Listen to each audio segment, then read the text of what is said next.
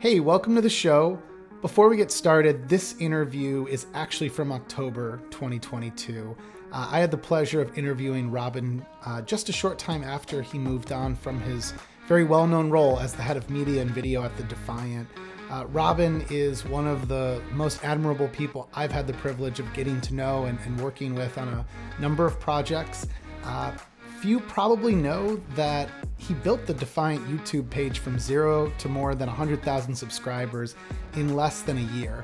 And he did it completely the old-fashioned way by producing the most creative, wacky and straight up entertaining storytelling on the world of DeFi and of course the other adjacent Web3 worlds. After you watch or listen to this interview, please be sure to visit BasedAF.com. And if you follow at @we_r_BasedAF on Twitter, you can watch the trailer that Robin and his team recently released for his new secretive project called BasedAF. I honestly have no idea what to expect from it, but Robin has a history of using his creative abilities to make interesting commentaries on matters often relating to the crypto space, while also using the most new and experimental tools and protocols to entertain us. And so I hope you check out BasedAF and hope you enjoy the show.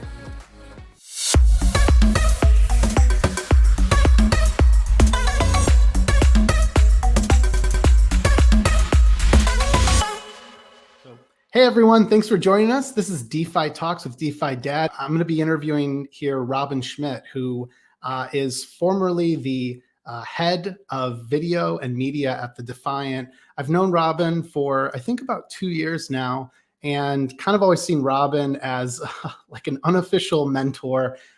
He is, I think, one of the most respected content creators and creatives in the Web3 crypto DeFi, whatever you want to call this space. And so Robin recently had mentioned that he'd been thinking a lot about the creator economy and crypto. And so I want to talk with him all about that intersection today. So on that note, Robin, welcome, man. How are you doing? I'm good, man. You're just making me nostalgic here, remembering how this all began, like DeFi Summer 2020. You were the man. I don't think you realize quite how much you were the man making yield farming make sense. And you were one of the first people making content about it, and people were following you on Twitter and following your explorations on that. And so when we had a chance to work together on DeFi 101, I was like, there's nobody better to help kind of teach people what this is going to be. So you wrote scripts for us, and then we kind of take those scripts and turn them into something that we could shoot quickly. But yeah, man, like, you don't do yourself an injustice here. You were one of the early people to this space, and I think you've come out of this not really having changed.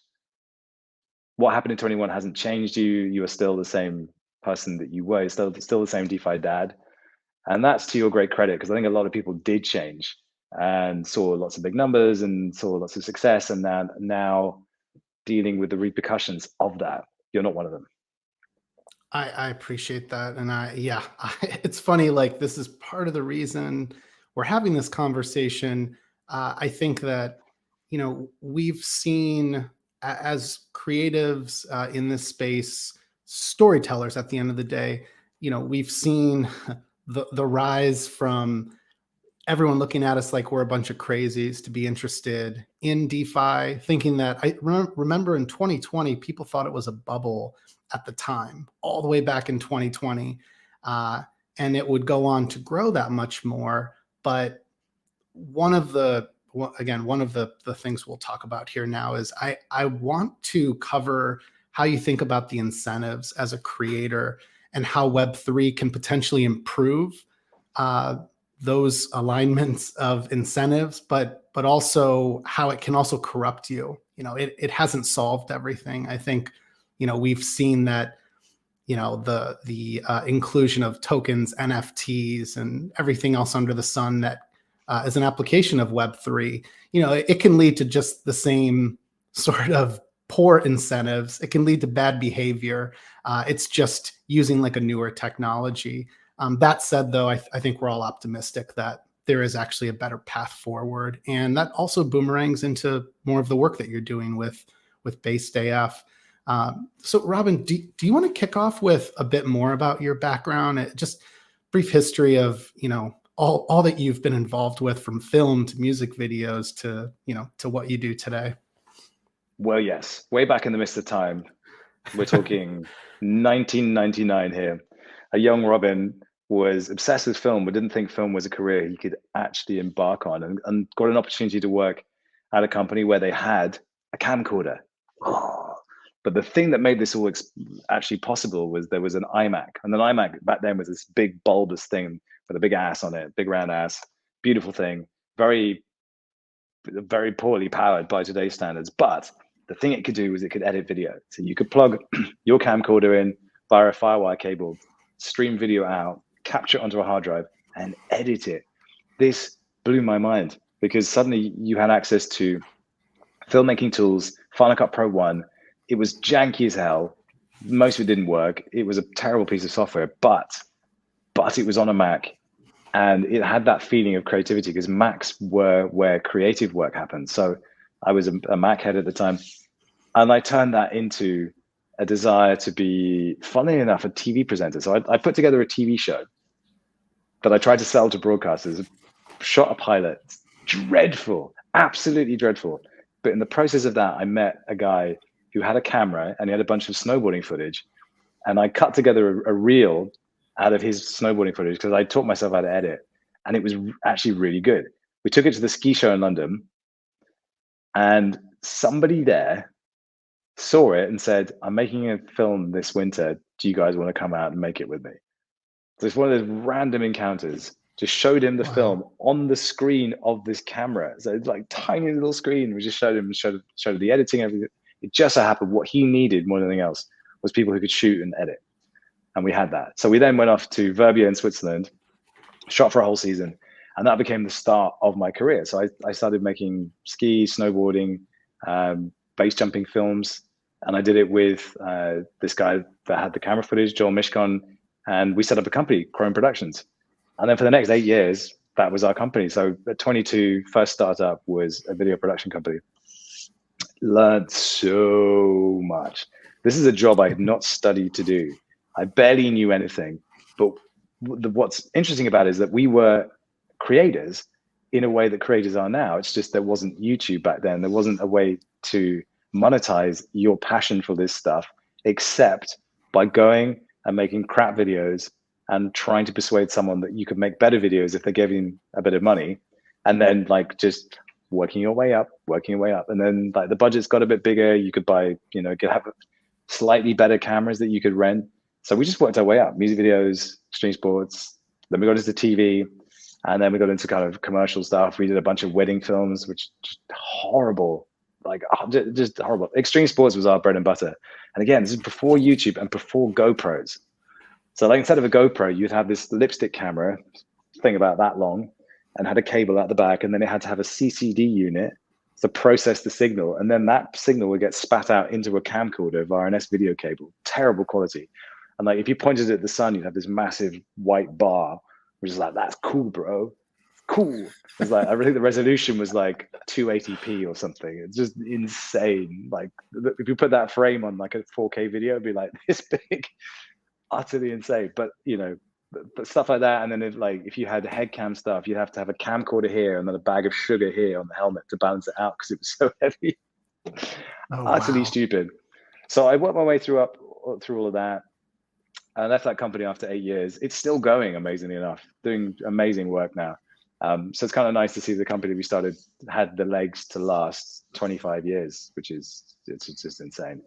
And then kind of worked my way into YouTube in about 2012. So I started doing YouTube then, doing some comedy stuff, and we went viral almost instantly. It was bizarre. We just kind of tapped into something, and we did 15 videos on one character that we'd made, and then 15 videos of another thing that we'd done. And then we just stopped because I had kids, and it was just impossible to see ourselves doing that as a career because there was no money in it. And then I shot a feature film in 2016. And then I think that's basically when things got real because we had 2 kids and Like the stuff I was doing a lot of comedy stuff, comedy commercials. It just wasn't really consistent enough. So we made the kind of decision to move to Holland. And that's where I started doing TV commercials and started doing really soulless consumer products like an air fryer or a vacuum cleaner or a coffee machine, and like tons of money, tons of budget to do these films, but just soulless. And you'd have to get them tested by teams in Poland and Germany and Japan, and like everyone has their little piece. And by the end of it, you're just like, well, this is not a film. This is a collection of images that have no soul. And my boss at the time, we went for a trip down to Belgium. And on the way, he told me about this cryptocurrency he bought and how it sort of blown up. And I sort of started thinking about it. It's like, where am I going with things? Well, this crypto thing, it sounds weird and interesting. And I just fell down the rabbit hole. Turned out the cryptocurrency was ETH. And that was 2017, just early 2017. So I saw that whole bull run, and I wasn't even making content for crypto at that point, but I was just observing. And through that process, kind of got myself into investment syndicates and invested in Harmony at the seed round. So I got in touch with Harmony and said, I think you guys are interesting and have an interesting story. I'd love to tell it. And I kept in contact with them for 12 months and then had an opportunity to go to San Francisco. So I went to meet them and got on really well with them. Just really kind of found myself fascinated by the way they were set up in Silicon Valley, the conversations they would have, the enthusiasm they had for the technology and the way they were building it in this hacker house. Just like, this is wild. This is the inception of something really that feels massive, but it's just a bunch of people in a house building it. And the long and the short of it was they ended up offering me a job as their creative director, which I took as this massive left turn in my career just to kind of figure out a new path. And that ended up putting me in contact with Camilla. And then we did the Defiant video channel together, because I was trying to get Harmony to have a footprint in DeFi, because we could see DeFi was going to be huge, but Harmony was still kind of struggling through early stages of mainnet. And I wanted us to have a story to tell about DeFi. So I thought, let's partner up with someone. I reached out to Ryan Sean Adams at Bankless, sent him one email. I said, basically, I'm at Harmony, but I would really love to talk to you guys about doing video. And he wrote me back and said, oh yeah, video, that could be interesting. And I said, well, yeah, sure, let's set up a meeting. Never heard back from him. Got ghosted by Ryan. So so that was that. And I had this connection with Camilla, and Camilla didn't ghost me. So Camilla, yeah, but I mean, like, what a great story. How different things could have been if Ryan hadn't ghosted me. I don't know if he remembers that, but yeah. I'm gonna totally cut that clip so that to share this later. That's fantastic. I probably still made a big mistake there, buddy. I probably still have the email as well. Yeah, no, it's weird, right? But I mean, to be honest with you, my style of making videos wouldn't fit with Bankless at all. It would have been a very different show. And I think the interesting thing is I became the face of what is the Defiant video. And Ryan and David are very much the face of that. So would I be in competition with them? Would it have been a different thing? I don't know. But anyway, it's probably better for the best that it didn't work out that way. And so after a while of doing this sort of combined co-production thing, Camilla basically said, listen, I'm raising money. And if we get the funds together, I'd love you to come and be the head of video and multimedia for this new team. So I said, yes. And then 2 years later, I left. Which is a long tenure in crypto. Yeah, in the world of crypto, that's like 2 decades. You know, be fair, like I love my team at Fourth Revolution Capital, and I'm like, I've been with the team for about almost 1.5 years, and I was with Zapper for a year, with Consensus for 2 years. It's not a reflection of anything in my experience. It's just things move quickly and folks move around. So yeah, but it's exciting for what's next then. It is. And looking back on my time at the Defiant and also at Harmony as well, like the exposure to ideas at the very highest level, the opportunity to talk to stakeholders, to developers, to people who are building stuff, but people who are also in contact with regulators, talking to NFT projects. I got a chance to speak to everybody. And that was really really valuable, because what you have in that privileged position of being an interviewer is you just have a ringside seat to the best ideas, and not all of them are good, but some of them might be ahead of their time, some of them might be behind their time, but you have the opportunity to do that because you've built an audience. And the weird thing about the Defiant is that we got it up to kind of 117,000 subscribers, and that was through a very pumpy time as well. So it's probably not a fair reflection of the median for all of that. But at the same time, it was, with us and Bankless, we were kind of the only two places where you would get this particular type of content. And then a whole bunch of other content creators grew up around it as well. But we had that audience, and we had enough prestige in the brand to get good people and have a really good conversation with them. And there were so many memorable moments. But also we got, I had to, in our kind of highest points of output, we were doing 6 videos a week. We were doing a show with Real Vision, but that was always like, you had to be on point for the Real Vision show. We just had to research a lot and experience, get in the weeds with a lot of protocols and just expose myself, particularly doing tutorials and things, which honestly, I hate doing tutorials. It's not my happy place, but forced me to go in deep, understand a protocol, understand how it worked. And that was always really good fun, because you could sometimes see that they weren't going to work. But also, I mean, I'm pretty optimistic in everything that I do. And like, I just got to see some really funky, quirky stuff. And that was sort of the best of DeFi, just these weird experiments to see where they would go.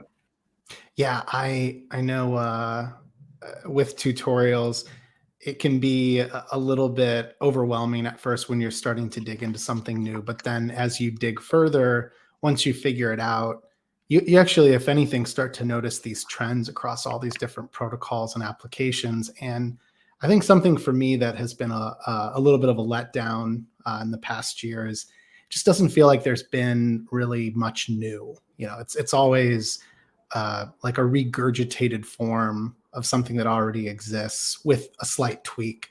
Now, I think the bear market is for more innovative stuff to start to get created for the first time, which will hopefully then drive, new applications, a richer sort of application ecosystem that will be interesting for the next, new set of Web3 DeFi users. But no doubt we've been in somewhat of a repetitive cycle. One thing I want to go back to before we talk specifically about the creator economy is, so when you were shifting gears to go work at Harmony, you mentioned having kids.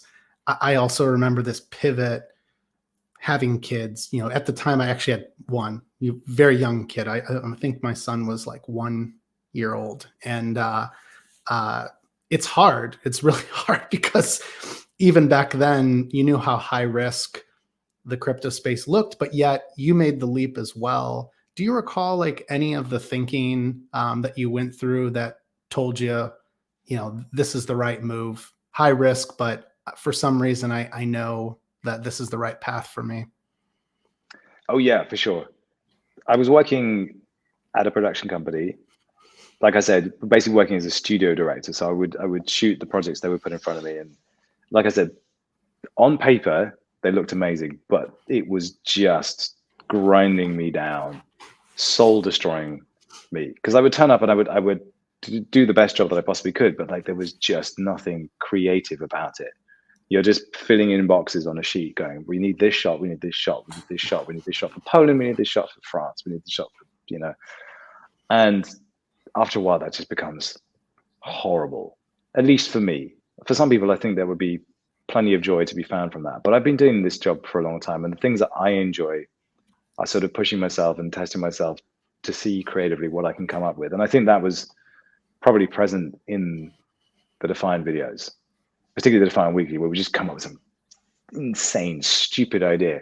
That wasn't because we are insane and stupid. It's because that's what made it fun. And so I was at this place where I'd lost that. And the thing that saved me, I mean, this is ridiculous, but I started making what I called luxury gifts. And this was 2018. I would just make the most insanely intricate, insanely high level kind of motion captured, tracked faces, all this kind of stuff, GIFs, and I have a whole channel with these things. And I would just challenge myself on the way into work on the train to just come up with an idea and execute it as a GIF. And that was just the thing that kept me creatively satisfied, which is insane thinking about what I do now. But that was the thing that kind of saved me. And it was all for crypto stuff. So I was just making crypto GIFs, capturing an idea and then turning into something that was just absurdly high value. And like GIFs are funny when they're janky and they don't work properly.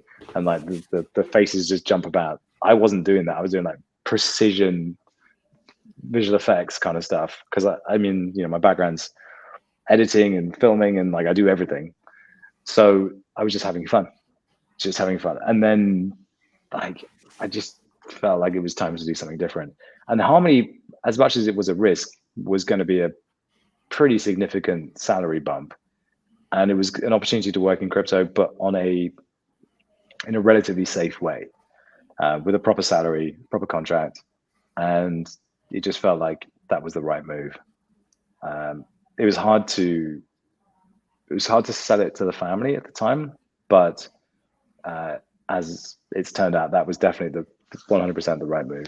And then it kind of carried on through to understanding the value I could provide to Harmony was making videos, and then just kind of making the videos we wanted to make, making a bit of a name for ourselves through, I mean, we were in the middle of the pandemic, you know, we were just stuck inside, life was tough, but we just kept hustling and putting videos out with, you know, 500 views, 600 views, but just kept doing it. And then the DeFi summer thing hit, we just started making videos the way DeFi felt and not necessarily the way it was. So not the Bloomberg approach, but like, all right, this is bananas. So when Curve launches, I'm going to get hit in the face with the banana a lot. And then, you know, the Yeah, Curve banana I thing was remember just that how we video. told that story.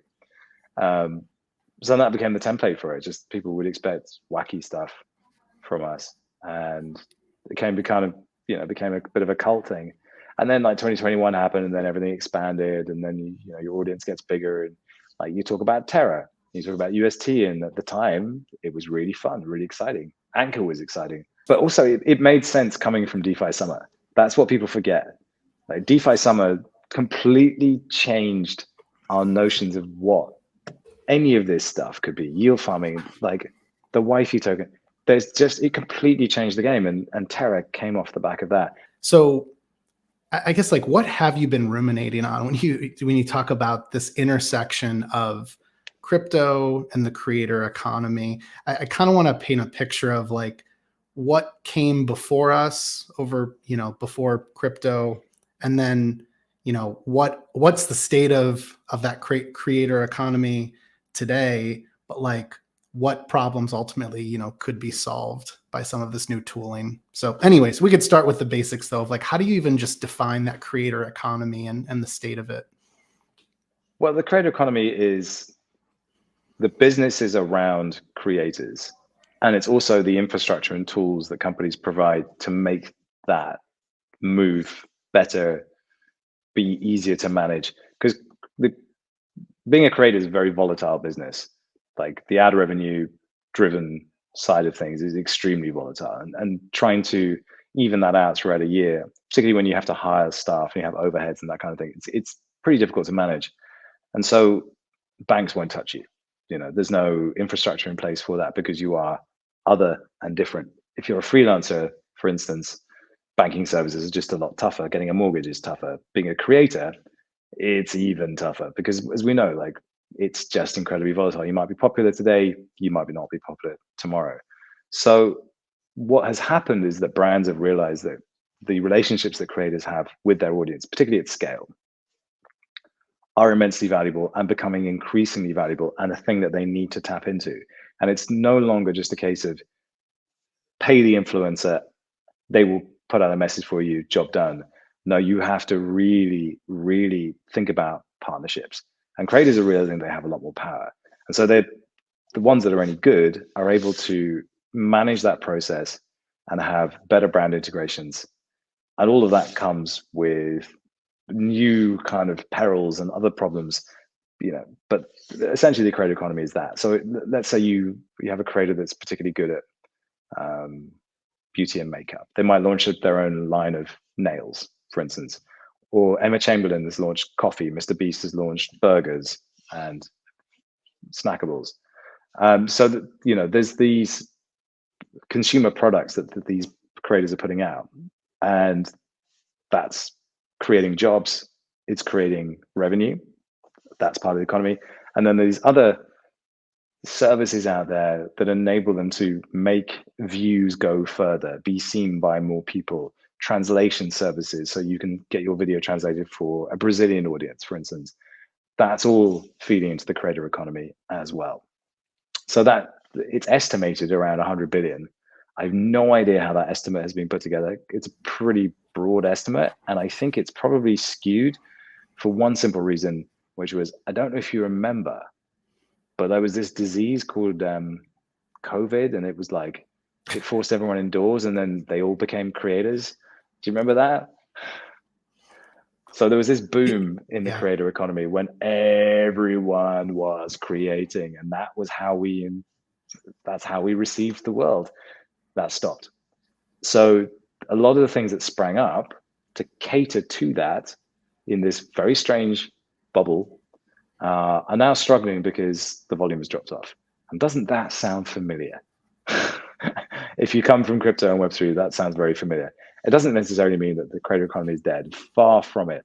But if you're looking at an ad-based revenue system and looking at the macroeconomic conditions, the two things do not add up. So as much as I'm positive about the creator economy and the relationships between creators and brands, and where there could be some really interesting opportunities there, I think it depends on the niche you're in and the sector you're in. And also, you just need to be a really good creator. That's another thing that's really exciting about this space, is that YouTube and Netflix particularly has changed the game. YouTube has also changed the game. And what you're seeing now is this new kind of class of content consumer that is simply bypassing TV completely. It just doesn't spend any time there. And also never had a Facebook account. So it doesn't have that social media grooming that we had, but just consumes everything in a very different way. What has happened is that everyone's copied Mr. Beast. So they're going, okay, here's a suitcase full of cash, and I'm just going to shout at you for the next 10 minutes so you don't click away. And that's going to be how, guys, subscribe. We're going to throw $1 million into the ocean and watch sharks eat it. And then we're going to cut up the sharks and turn them into money steaks. Amazing. So, you know, that just gets exhausting after a while. Unless you've got ADHD or over sucranated or whatever the word is, that's going to be really hard to watch. There is a new trend coming where people are looking for more human connections with people who aren't just copying everybody else. It's funny how many similarities there are between YouTube and like everything in crypto. Like everyone just forks the greatest idea or the latest idea and does subpar copies of it until the idea is exhausted. But there's this move towards more kind of empathy with creators and also better storytelling. And this is like, come to papa. It's time. So I'm very excited about that. So that's kind of the overview where we're at with, at least on YouTube. Like I can't speak to OnlyFans and Instagram. Like I mentioned OnlyFans because it's, of all the platforms, it's probably the one with the fairest relationship with its creators, and also the one where there's just a staggering amount of money being made by the top creators. It blows my mind. Absolutely blows my mind. There's one in particular called Amaranth, who is not far off what Mr. Beast is doing. And this is an OnlyFans creator. How? It's Wow. insane. At least in the world that I grew up in, that's how we thought about artists. There was this like meme of like the starving artists. You fast forward to today, for someone who has a YouTube channel, they could be making, you know, massive amounts of money if they've got hundreds of thousands or millions of subscribers. You know, someone like Mr. Beast has figured out seemingly how to monetize literally everything about what he does. And so, yeah, it feels like you have these same cycles of behavior, but you've got new and shiny toys. The new and shiny toy over the last 10 years was YouTube and Instagram and every other sort of social media platform. Now we have it started to incorporate some of this Web3 tooling, which in the case of NFTs, that's, that was really what all of our attention was on in 2021. YouTube's an interesting one because they're sort of slowly becoming super powerful again. And they haven't done it overnight, and they've traditionally not been the best communicators with their creator community, but like you can see that they're slowly trying to pull creators away from TikTok and from Twitch in a very kind of slow way, and they're doing it through monetization, through AdSense. So, if you think about being a creator, what your job is to really to get the most clicks on a video you possibly can, because clicks mean money. And so, you're fighting for attention, so make the most attention grabbing content you can. And there's a playbook for how you do it. It's about great thumbnail. That gives you the click-through rate, as long as you have a good thumbnail, title, and concept, which is not easy, by the way. And then you basically have to employ extravagantly tailored retention tactics. So you look at your retention graph, you're like, okay, people drop off in the first 20 seconds because they always do. How do you keep them there? There's a famous Logan Paul video where he's talking about how he bought the most expensive Pokemon card in the world. He also has probably one of the most talented editors on YouTube in the world. So that combination, big story, big personality, great story, and then a great editor. And they held a retention rate of like 75% or something. So 75% of people who watched that video stayed on until the end. That is insane. That's insane. That's really insane. Because people arrive in your video with no context and they're looking for an excuse to leave. So you've got to keep them there. So, but to be honest with you, figuring out how to give people the sniff of an idea or the sniff of something that's coming and then hold them there, that's just storytelling. And it's just that now everything's compressed. You have to, you have to be sneakier with it. You have to kind of harness it. But you can plot the story that you want to tell. None of that has to do anything with what we did at the Defiant. We never thought that way because we were doing educational content. We were doing all these other kinds of things. But I love that stuff. I love the challenge of keeping people hooked on something that you've come up with for this period of time. Now you're asking me like, where does Web3 fit into all of this? Well, I think Web3's done a really crappy job of understanding the creator economy, because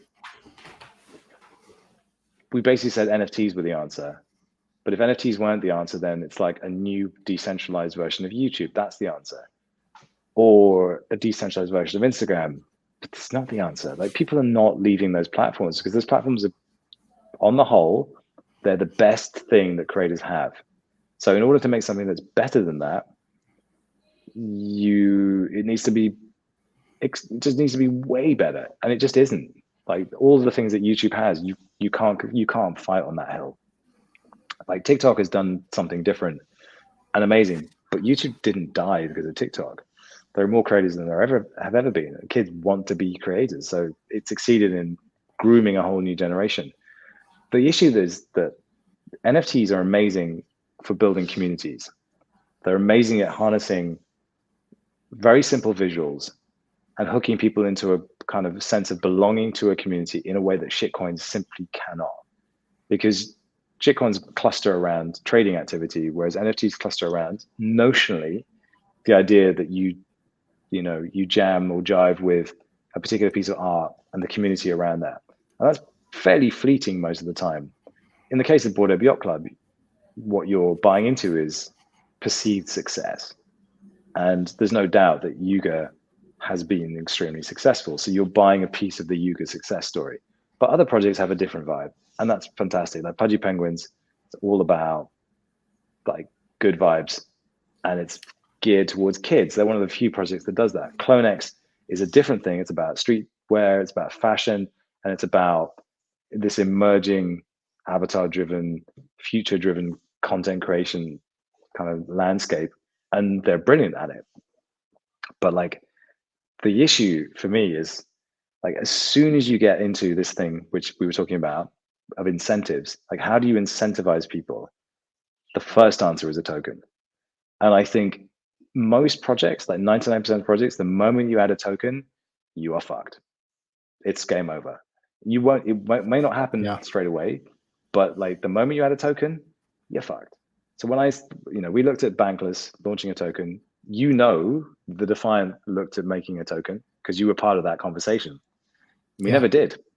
And there's like a really simple reason why it's a bad idea. And that's because if you have a token, notionally, visibly or invisibly, your performance, your success will track that token, whether you like it or not. And you have no control over that. And therefore, at some point, the temptation will be to force value into that token because that's how people see you. And that's just not the right way. That is not where your attention should be. So what we're talking about here is the imbalance of the creator economy. Because as you rightly said, what Mr. Beast has become really good at is monetizing. And what creators are expected to do and groomed to do, I would say, because all of them consume the same kind of tutorial content about how to grow on YouTube and how to be a successful creator. Like you have your primary monetization stream, your secondary, your tertiary. So you've got like a balance of these things, but all of them revolve around doing one thing, and that's extracting maximum value from your audience. So you have this thing, build an audience, monetize that audience. But where is this going wrong? Like the audience gets fucked. That's basically what's happening here. Web3 should, could, might, maybe make it possible for the audience not to get fucked. That's it. And I don't think anybody has even thought about it that way, because all they see is, oh, creators get a bad deal on YouTube. Creators get a bad deal on Instagram. Creators are doing just fine. If you're a talented creator and you put the time in, you're going to be fine, because brands are falling over themselves to be part of your story. So tell a good story, do the time, do the work. It will happen for you. The people who are getting screwed here, oh yeah, guys, like and subscribe. Oh yeah, here's my merch. Oh yeah, here's my NFT drop. Audiences get fucked. So if we're going to come up with a better way for the creator economy, we have to do what I call the third pillar, because we need to give it a fancy name. Because if we are going to write a white paper about this, it needs to have like the third pillar, my vision, the creator economy. But so yeah, build an audience, monetize that audience. Third pillar, share the spoils. And that's just like, oh, share the spoils, but why would I do that with these monkeys that watch my content? Well, have a think about it. Why would you want to share this hard-earned cash? You've got your mansion, you're doing this walk around video of your big house. Like, because people fall away. And the way the world is going, we want a greater sense of connection with creators. And it's not top down. Like, you need that audience as much as they need you. And why do they really need you? I don't know. And I think we just need to be a lot more kind of precious about that relationship, and not just seek to extract value from it. So for me, then the question is, okay, so how are you going to share the spoils? What are the spoils? And like the Web3 answer is, bro, add a token. Like, when's your token coming out? No token, bro. There is no token. So the trick, and it comes back to DeFi, the trick is to take the things that worked from 2020, from yield farming, and apply them to YouTube. And I wish I could say more than that. But if you think about YouTube as a yield farm, then stuff gets really interesting. And that is as far as I'm willing to go in that particular conversation. But it's all my thinking right now is attempting to bring I guess it's real yield, right? Where does the real yield come from if you're a creator? And then where does that go, and how can you use it to your advantage to incentivize the community to do the thing that you need them to do, which is YouTube wants to see that people watch your video. They want to see that they're retained by your video, because then it will go, oh, lots of people are watching this and they're watching through to the end. Damn, this must be a good video. Let's serve it up to more people. That's the only thing I need my community to do, is watch a video. And it's a really low lift because they can press play and walk away if they want to. Just let it go to the end. Maybe but that one thing, our retention, I want to be at like 90% retention in the first 4 hours of a video. And if I can do that, I can go viral. And if I can go viral, then I can scale fast. And if I can scale fast, I can build pillar 3. And building pillar 3 is the only thing that matters. So that's it. And that is, honestly, that's the reason why I want to do BasedAF, because the kinds of stories that I want to tell and the way I want to tell them are geared to meet the demands of, what people expect from top creators. Because I think we can make a video every bit as good as a Mr. Beast or a Logan Paul. That bit, I don't have any struggle with. Maybe 2 years ago, before I started putting my face on camera, I might have struggled with that. But now I'm like, I'm fine. I can do this. We need to make great videos. We need to make ideas that you just have to watch. That's kind of baked into the name, BasedAF. You kind of know what sort of videos you might be watching. But we also have to figure this thing out and scale it up really fast. So we have to be pitchy. We have to be kind of aiming for the very top echelons of this business, and then use all the tactics that we can to keep people viewing and to bust through the algorithm. But again, all of this is fairly scientific and fairly straightforward to do, and you just got to keep doing it video after video. But the recipe is not secret. It's just very hard to maintain over a long period of time. But again, what did we do the last 2 years? 6 videos a week, again and again and again. We can do it. So that's kind of where I'm coming from. But yes, that YouTube is a yield farm, and then go from there. So one thing I think that you've properly highlighted is the journey is not supposed to be easy. It's supposed to be hard. Life is not supposed to be, one milestone after another without any sort of effort, time, and essentially practice. I think at the end of the day, that craft of creating 6 videos in a week or 1 video, whatever it is, whether it's you creating an editorialized video or it being more of an interview, it's all practice. And you have truthfully been practicing this now for, let's say 20 years, and more specifically being in front of the camera nonstop for the last several years since you've been in crypto. And it's funny, there was an interview that you did right sometime near the end of your tenure here at the Defiant. It was a more recent video. I remember you were interviewing someone who owned a Bored Ape. They work in LA. Yeah. They had like the Bored Ape over their face. Yeah. His suggestion was that he was doing the typical crypto thing, looking at all of the upside on the opportunity to use NFTs and tokens, but not talking about any of the drawbacks. He said something to the effect of NFTs as profile pictures democratize your ability to be yourself, get in front of the camera, tell a story, not have to worry about the insecurities of your looks.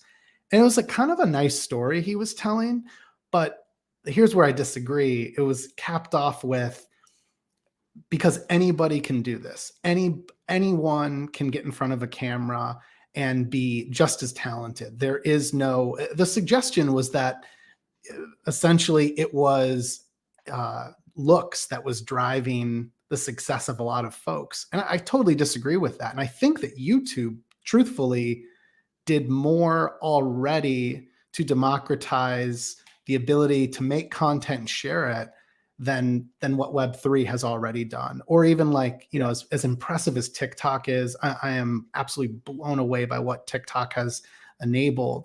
But YouTube seems to still be where great storytelling lives.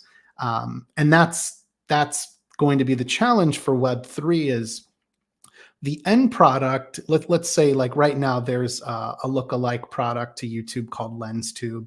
It uses some new Web3 building blocks like Lens Protocol, which basically means I own my followers and I can port those followers with me if I go anywhere that uses the Lens Protocol. That said, LensTube, although it looks a lot like YouTube, it's going to take a very long time to create deep content liquidity so that folks can get on there and say, everything I need is here. Great storytelling lives on LensTube. And it looks, again, exactly like YouTube. But the truth is, there's going to have to be that much hard work. There's going to have to be incentives that drive creators over. It can't just be, here's this thing and BT dubs, it might have a token. We don't know this yet, but my assumption is LensTube will eventually have a token. I decided to start making videos on there because I don't have a distaste in my mouth for YouTube, but I have felt that there is a better way forward, and I'm, pretty often an early adopter of whatever Web3 DeFi applications are out there. So it was kind of a part of like dog fooding what's available. And I've sort of fallen in love with using it. But that said, I still have more subscribers on YouTube. I get more views, I get more exposure. And so anyways, just kind of like summing up that this all comes back to great storytelling, lots and lots of hard work, lots of practice.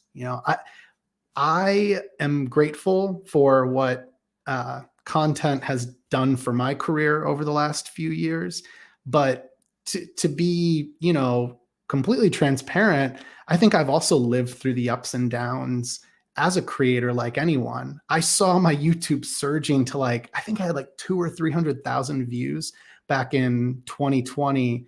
And yeah. I decided that I remember at the time that I distinctly was fearful of YouTube banning me for doing crypto content at some point and being locked out, and that being my one source of income. And given I had a family, having the opportunity to go work at Zapper was just an obvious layup for me. I was like, I can do both, but there's a hedge here against if something goes wrong and YouTube kicks me out. With LensTube, I'd like to think if LensTube existed back then, I'm not sure that I would have followed that path. There might have been an opportunity to say, this is more censorship resistant or less likely to kick me out. But anyways. Yeah, it's the algorithm that's the problem, but it's also the algorithm that is the game. And you talk to any kind of YouTuber that's had a period of, a career that longer than, a year or two, and it does kind of even out. You have these ups and downs, but also you have to pick a niche in which there's a relative amount of stability. So Linus Tech Tips, tech is always changing. There's always a story. And MKBHT is the same thing. There's always a story. He's been going, it's the creator of the decade, and he doesn't need to be interesting. The tech needs to be interesting. And there's always a new phone. There's always a new thing. So for him, that's relatively stable. If you're a personality YouTuber and your personality is to be big and brash and loud, at some point you burn out because it's inevitable. I mean, I definitely burn out on DeFi content. There became a point where I could not physically talk about another hack or another DEX with the same enthusiasm again, because I've just seen it over and over and over. And I can't fork my enthusiasm and just port it onto Avalanche. Unfortunately, I wish I could, because then it would be straightforward. So when you reach those points, you have to do one or two things. You either have to hire new people and keep the team fresh and then bounce off their ideas and bounce off their energy, or you have to wave the white flag and say, enough is enough, time to do something different. The solution I came to was, whatever I do next, it has to be non-crypto, in the sense that it has to have enough breadth in the subject matter that it can be about things that crypto isn't about. And obviously not abandoning that space, because this is where I come from. This is where my audience is at. When I went to NFT NYC, I was staggered about how many people knew my face and came up and said hello. I was like, oh, damn, maybe I'm not so stupid. Maybe there is an audience there that wants to come and see me do something crazy next. But for me, going through this cycle, seeing all of that hard work evaporate, and then having to be in a position where you're having to defend and apologize for the space that you're in, fighting all of this kind of regulatory negativity, even though the thing that you fell in love with, the stuff that you love, hasn't changed, doesn't change, it remains the same.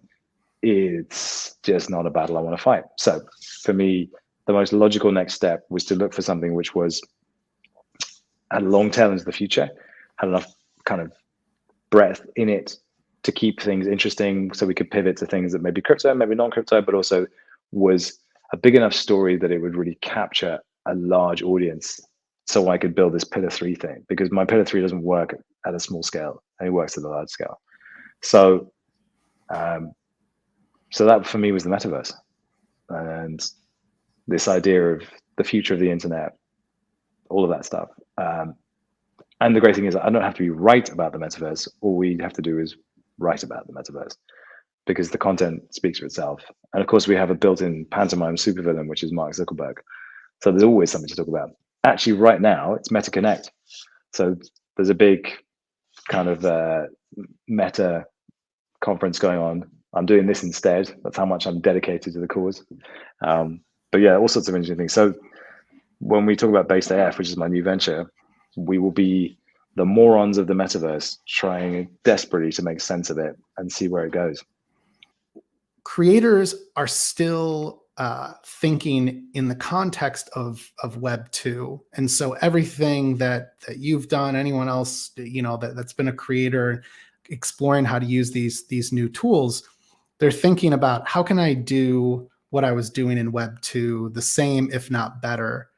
But the truth is yeah, we're setting up for a new future where I think it's very likely that someone who is a Web3 creator in the future will more likely identify with actually teaching that content in, let's say, like a metaverse platform. Like there will be universities that I think are native to the metaverse. There will be, creators who, they could be an AI, they could be a human being, but regardless, content creation will originate there. And that's really, I think, to me, that's the lasting legacy of DeFi, NFTs, all this stuff. It's setting us up for, we need that finance aspect handled. We need basically the idea of, how do we exchange value that is scarce?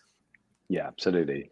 Well, the metaverse has this wasteland quality to it. There's no rules in any of it yet, and it could be pretty much anything you want. People, when I talk about the metaverse, they say, well, can you define it for us? I'm like, no, I cannot.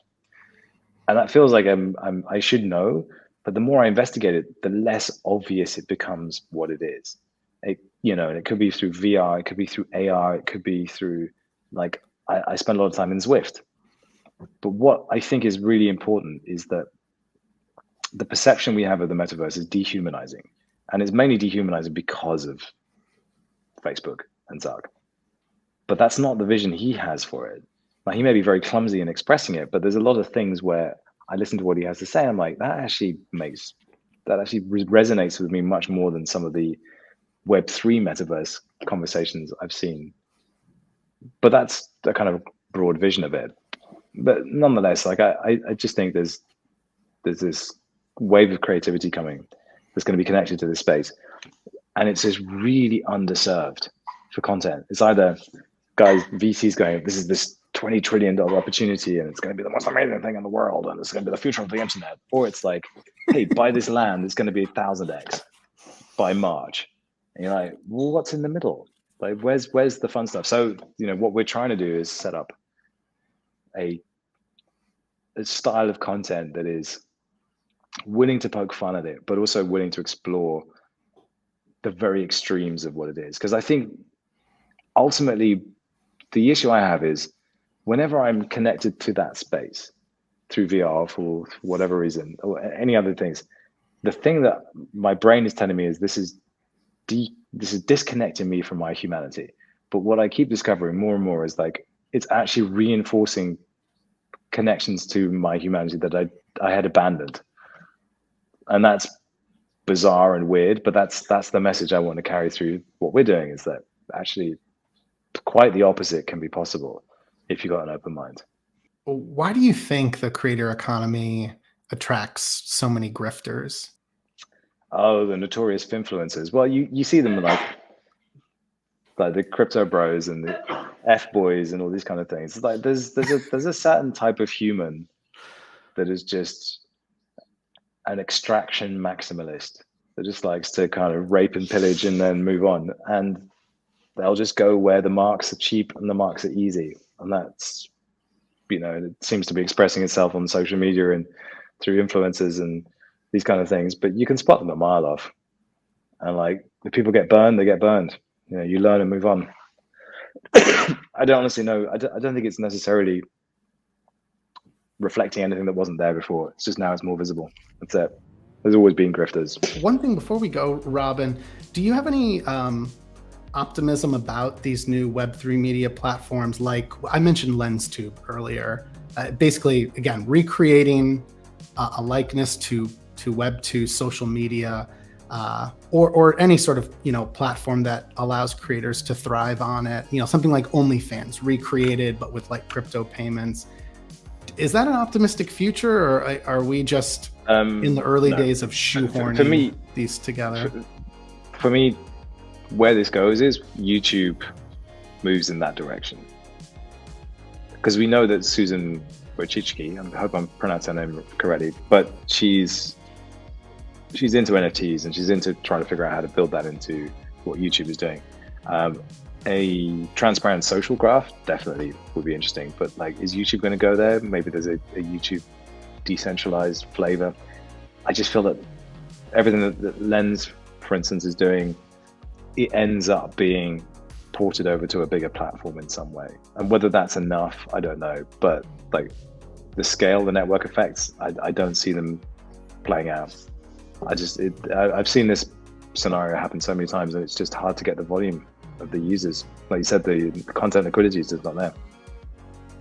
Yeah, well, we'll see if the Aave community, Stani in particular, can kind of translate that momentum of early adopters over. It definitely feels like one of the best shots we have, but yeah, there's high risk, high reward there. You're building in the face of some behemoth incumbents that you've got to overcome.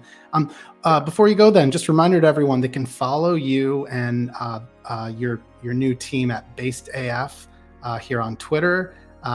They can learn more here at based-af.com. You won't have much. Yeah, just Robin? a holding page, but still, it's something. Yeah. Give hopefully you by a the time flavor up to. Yeah, hopefully by the time you listen to this or watch this in the future, so it's out with the coming product. But hey, thanks so much for your time. I appreciate it. We went way over, no surprise there, and just really excited for what's next for you.